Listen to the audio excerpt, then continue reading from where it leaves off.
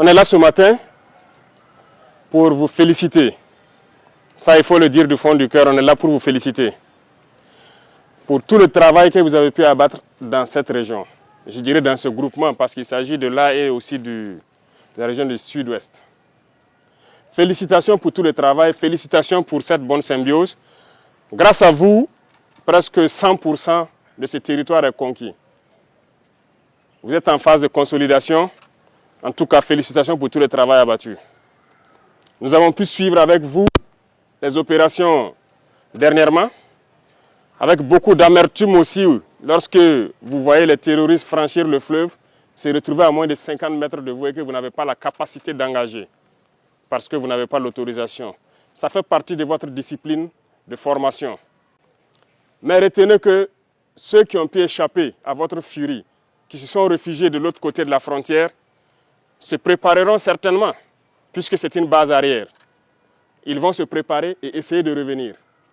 Alors, je souhaite que vous fassiez corps avec les VDP que vous avez installés un peu partout, avec toutes les unités en position avancée, que vous puissiez continuer à intensifier les patrouilles, de sorte que, lorsqu'il doit revenir,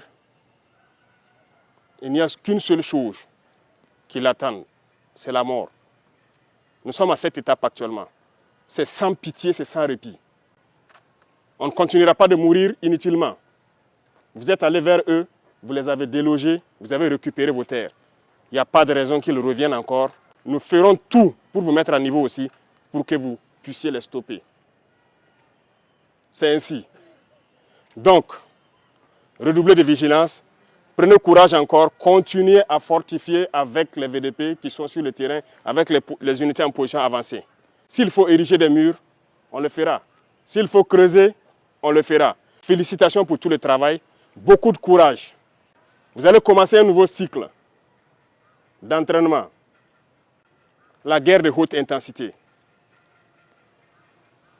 C'est à vous, chefs, officiers militaires, prenez ça en compte. Commencez à vous préparer pour la guerre de haute intensité. J'espère que je me fais comprendre.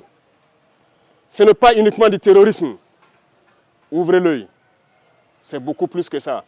C'est une guerre de décolonisation.